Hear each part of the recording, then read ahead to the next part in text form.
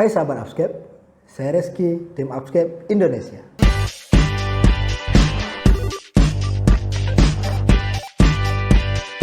Oke sahabat Upscape semua, gimana nih kabarnya? Semoga kita semua sehat-sehat selalu ya. Hari ini Rizky akan coba membahas materi tentang obat-obatan jiwa dan fase berduka. Untuk video lebih lanjutnya, langsung nonton aja ya. Jangan di skip, oke? Baiklah sahabat Upscape semua, langsung saja kita masuk ke materi yang pertama, yaitu obat-obatan jiwa atau yang biasa kita kenal dengan sebutan psikofarmaka. Psikofarmaka ini merupakan obat-obatan yang diberikan kepada pasien dengan gangguan jiwa. Biasanya psikofarmaka ini menekan sistem saraf pusat pada pasien gangguan jiwa tersebut.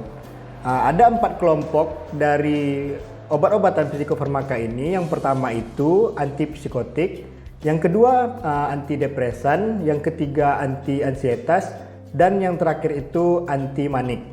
Baiklah, langsung saja kita bahas satu persatu obat-obatan yang sering keluar pada saat uji kompetensi ya teman-teman.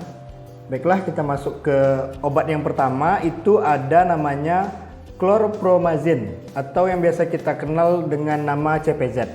Nah, biasanya warna pada obat CPZ ini berwarna orange. Tujuannya adalah untuk menghilangkan suara-suara yang mengganggu pasien.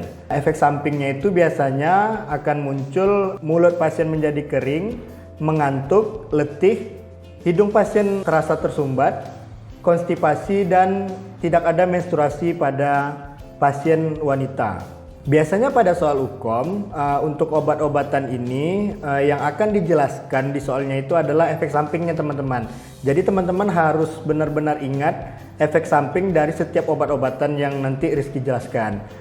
Jadi nanti soalnya ada efek samping dari obat-obat tersebut, nanti soalnya akan menanyakan termasuk obat apa yang diminum oleh pasien tersebut, seperti itu. Kita lanjut ke obat yang kedua yang sering keluar itu adalah trihexyphenidyl atau yang biasa disebut dengan THP.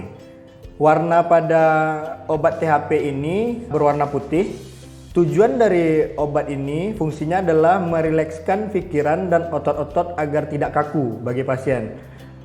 Efek sampingnya itu pasiennya biasanya akan menjadi tremor, kaku, mengantuk, letih, lesu, dan menjadi gelisah pasiennya. Selanjutnya, obat yang ketiga yang sering keluar di UKOM itu ada haloperidol atau yang biasa dikenal dengan HLP. Jadi warnanya itu biasanya merah jambu atau pink. Tujuannya untuk menenangkan pikiran pasien. Efek sampingnya pasiennya akan berbicara cadel, letih, lesu, ada gangguan kecemasan atau pasiennya menjadi sedih dan bisa hingga depresi. Baiklah, kita masuk ke soal yang pertama. Ke contoh soal yang pertama itu ada pasien halusinasi telah mengkonsumsi obat setelah makan siang.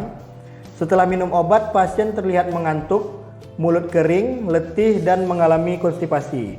Obat apakah yang dikonsumsi oleh pasien? A. Chlorpromazine, B. Trihexyphenidyl, C. Haloperidol, D. Pimozide, E. Loxapine. Untuk pembahasannya itu, jadi kita harus benar-benar melihat tanda dan gejala pasien itu setelah mengkonsumsi obat. Jadi di sini keywordnya itu adalah pasien itu setelah mengkonsumsi obat dia terlihat mengantuk, mulutnya kering, letih, dan mengalami konstipasi. Jadi tanda dan gejala ini muncul ketika pasien mengkonsumsi obat yang namanya chlorpromazine, CPZ. Seperti itu. Selanjutnya kita masuk ke contoh soal yang kedua. Pasien di ruangan jiwa selesai minum obat. Setelah minum obat, pasien menjadi letih, lesu, merasa cemas, dan bicara menjadi cadel. Kalau menurut teman-teman, obat apa yang dikonsumsi oleh pasien kita ini? Apakah chlorpromazine, trihexyphenidyl, haloperidol, Pimozide, atau Loxapine?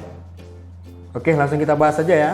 Kita lihat dari tanda dan gejala yang muncul, itu pasiennya menjadi letih, lesu, merasa cemas, dan bicaranya menjadi cadel. Jadi dapat kita simpulkan bahwa pasien ini telah mengkonsumsi obat haloperidol atau HLP tadi.